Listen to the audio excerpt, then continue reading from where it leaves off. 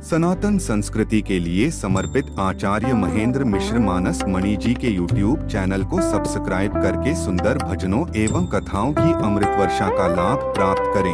चर्चा कर रहा था कि आज हम चंदन फूल में ही रह चुके हैं, केवल अगरबत्ती के अंदर ही रह चुके हैं। अरे उसके आगे भी तो बढ़ो ना। हाँ देखिए, सबसे पहले जब हमारा या आप लोगों का स्कूल में दाखिला हुआ होगा ना, जब बच्चे का बचपन में उसका दाखिला स्कूल में होता है ना, तो सबसे पहले उस बालक को पेंसिल, रेजर इत्यादि चीजें दी जाती हैं, छोटी छोटी चीजें।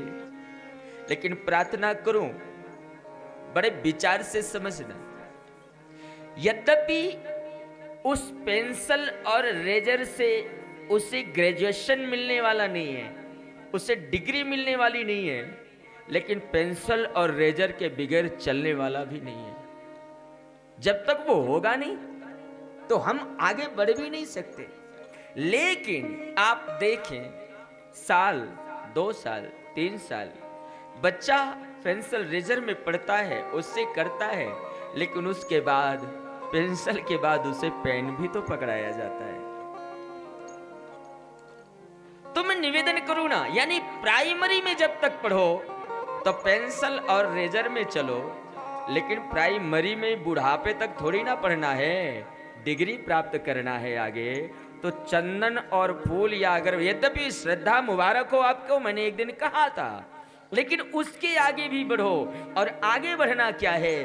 बोले जीवन अर्पित हो जाए परमात्मा में, मोहब्बत हो जाए उससे, बस हम जहां रहें, कहीं भी शरीर कहीं भी रहे, तुलसी सीता राम सो लगो चाहिए नेह, घर में वन में बाट में कहीं रहे ये देह। शरीर कहीं भी रहे, हमारा प्रेम, हमारा मन, हमारा स्वभाव सब हरि से जुड़ा रहे, उसका नाम प्रेम। और जब जब ऐसा प्रेम जीवन में आता है ना, तब कहीं जाकर के परमात्मा का प्रादुर्भाव, उसका प्रागट्य होता है ना। लेकिन वो प्रेम आता क्यों नहीं है? क्योंकि आज हम अगरबत्ती, पूजन इत्यादि सब कुछ करते हैं, घर में मंदिर भी बना करके रखते हैं, पूजा पाठ भी करते हैं, लेकिन सबसे ज्यादा जो खतरनाक हमारे जीवन में एक विषय चल रहा है ना, मैं चर्चा कर रहा था, ये पद की प्रतिष्ठा इतनी, कई बार वो हमें प्रेम के सूत्र में बंधने नहीं देती, वहां लेकर जाने नहीं देती है। हाँ? और मैं कहता हूं ना, आज संसार में ध्यान रहे, चोर कोई एक प्रकार का नहीं होता, दुनिया में बहुत सारे चोर होते हैं। पहला चोर अगर कोई पूछे ना, तो केवल जो ताला तोड़ करके ले जाए, केवल वही चोर नहीं है। ध्यान देना, जो माता पिता की सेवा न करे वो भी चोर है। परमात्मा के सत्य के राह पर जो ना जाए, सत्संग और हरि कथा में जो ना जाए, दुनिया में तीसरे नंबर का चोर वो है। हाँ? अतिथि का सत्कार किए बगैर खाए, चौथे नंबर का चोर वो है। साधु महापुरुष के सम्मान में ना जावे, 5वें नंबर का चोर वो है। और अपने कमाई का 10वां हिस्सा धर्म के काम में खर्च ना करे, 6वें नंबर का चोर वो है। अब आप विचार करना कि हम कौन से नंबर वाले हैं। हाँ? मेरे भाई बहन, सत्संग केवल सुनने का, कथा केवल सुनने का विषय नहीं है। मेरे सदगुरु सरकार तो कहते हैं कई बार, हाँ बोले एक होता है कच्चा चोर और एक होता है पक्का चोर। वैसे तो चोरी की आदत ही है संसार में। बोले पक्का चोर कौन? बोले जो इतने सफाई से चोरी करे कि पकड़ में ना आए, बोले वो पक्का चोर। और जो चोरी करने में पकड़ जाए वो कच्चा चोर। और जिसे चोरी करने का मौका ही ना मिले वो मजबूरी में ईमानदार बन गया।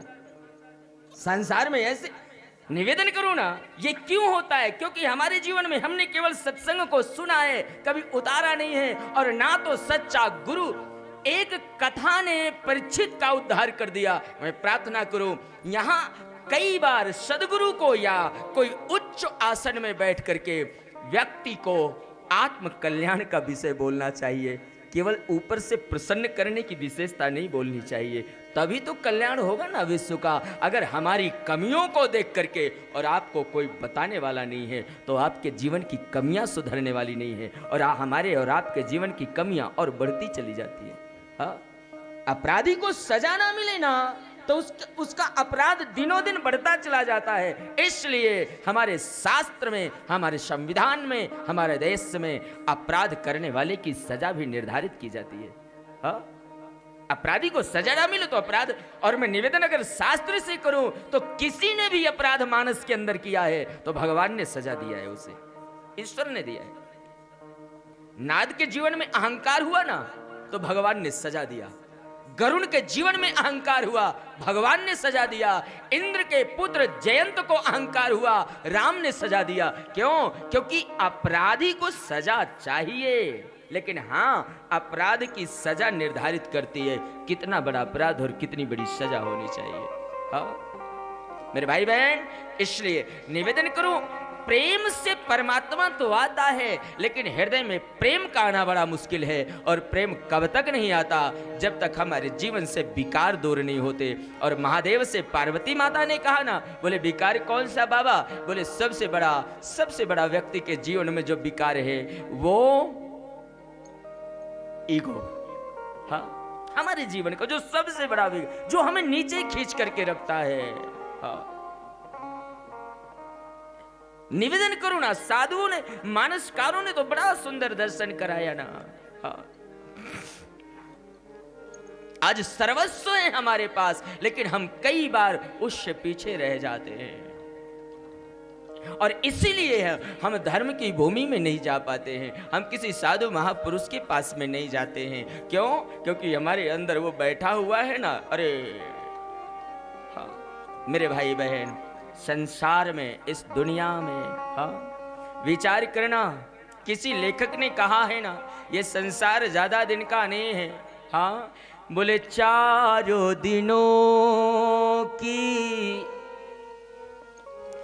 प्रीति जगत में, चार दिनों के नाते हैं, और पलकों के पर्दे पड़ते ही सब रिश्ते मिट जाते हैं। पलकों के पर्दे पड़ते ही सब रिश्ते मिट जाते हैं। और साधु कहते हैं, जिनकी चिंता में तू जलता, जिनकी हम ज्यादा चिंताएं करते हैं ना दुनिया की। कई बार लोग कहते हैं मेरे बाद मेरे बच्चों का क्या होगा, मेरे बाद मेरे परिवार का क्या होगा, मेरे बाद मेरे दुकान का क्या होगा, मेरे व्यापार का क्या होगा। मैं निवेदन करूं, आपके बाद सब विकलांग नहीं हो जाएंगे। जैसा चलता आया वैसा चलता चला जाएगा, दुनिया को कोई फर्क नहीं पड़ता। मैं प्रार्थना करूं ना, हर व्यक्ति को चिंता ये नहीं करना चाहिए कि मेरे बाद मेरे परिवार का क्या होगा, मेरे बाद मेरे बालकों का, बच्चों का क्या होगा, या मेरे बाद मेरे व्यापार का क्या होगा। चिंता ये मत करना, चिंता ये करना कि मेरे अंतिम समय में मेरा क्या होगा। और जो ये चिंता में जिए ना, प्रेम जीवन में उसके अंदर आता है परमात्मा के प्रति, हर किसी के अंदर नहीं ना। हाँ, साधुओं ने कहा ना, जिनकी चिंता में तू जलता वो ही चिता जलाते हैं, और जिन पर रक्त, जिन पर खून बहाया निस दिन, वो जल में तुझे बहाते हैं। जिन पर रक्त, और इतना ही नहीं, घर के मालिक के जाने पर। जहां कहते हैं कि आज मेरी नेम प्लेट लगी है, वहां क्या होता है? घर के मालिक के जाने पर घर की शुद्धि कराते हैं और पिंड दान कर प्रेतात्मा से अपना पिंडो छुड़ाते हैं। ये जीवन की सच्चाई है। और मेरे भाई बहन, अगर इस सच्चाई को स्वीकार नहीं करोगे तो अहंकार में रहोगे और आप किसी साधु को जानोगे नहीं और ना परमात्मा को जानोगे। आपका लोक भी बिगड़ जाएगा और आपका परलोक भी बिगड़ जाएगा और आप किसी मतलब के नहीं रह जाओगे। साधुओं ने कहा है ना, चाहे पंडित, नेता, विजेता बनो या शासन के अधिकारी बनो, सरपंच तथा पटवारी बनो, धन विक्रय के व्यापारी बनो, पर याद रहे सबसे पहले तो मानवता के पुजारी बनो। जीवन में मानवता का होना बहुत जरूरी है। अगर ये ना होना, निरर्थक है जीवन। इसी के लिए गोसाई कहते हैं, मानव जीवन मिला है ना, और मनुष्य जीवन को प्राप्त करके अगर हमने हरि को ना भजा, हरि से प्रेम ना किया, हमने किसी साधु से कभी मिला नहीं, किसी बुद्ध पुरुष की शरणागति में गए नहीं है, तो होगा क्या? गोस्वामी